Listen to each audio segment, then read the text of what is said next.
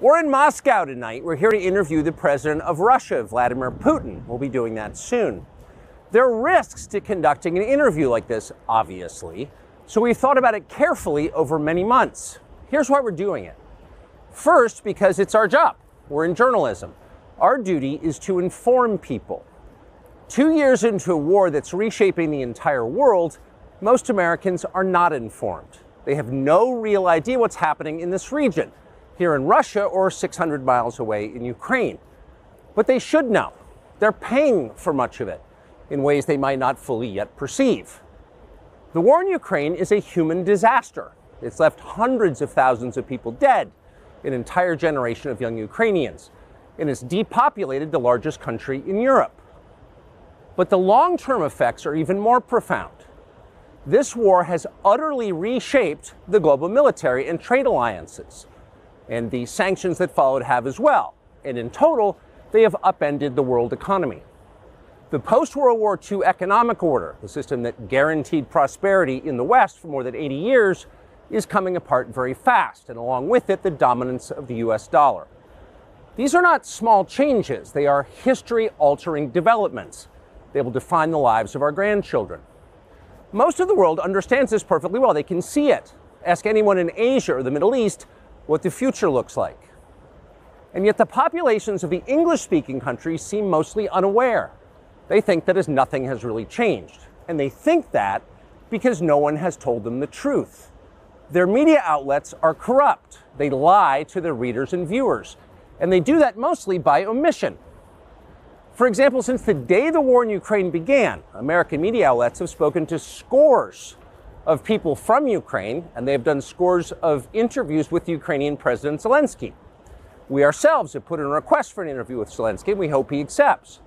But the interviews he's already done in the United States are not traditional interviews.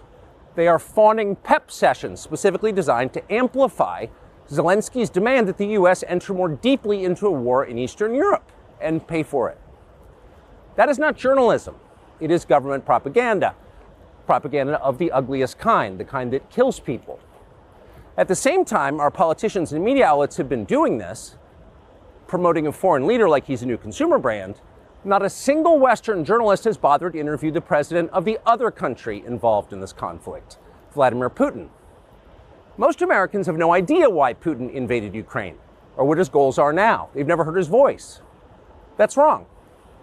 Americans have a right to know all they can about a war they're implicated in, and we have the right to tell them about it because we are Americans too.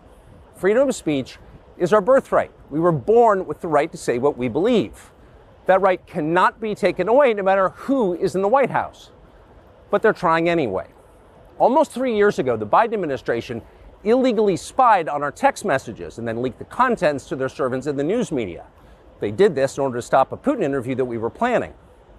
Last month, we're pretty certain they did exactly the same thing once again. But this time, we came to Moscow anyway.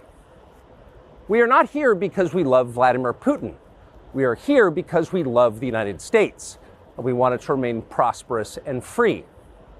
We paid for this trip ourselves. We took no money from any government or group, nor are we charging people to see the interview. It is not behind a paywall. Anyone can watch the entire thing, shot live to tape and unedited, on our website, tuckercarlson.com. Elon Musk, to his great credit, has promised not to suppress or block this interview once we post it on his platform, X, and we're grateful for that. Western governments, by contrast, will certainly do their best to censor this video on other less principled platforms because that's what they do. They are afraid of information they can't control. But you have no reason to be afraid of it. We are not encouraging you to agree with what Putin may say in this interview, but we are urging you to watch it. You should know as much as you can. And then, like a free citizen and not a slave, you can decide for yourself. Thanks.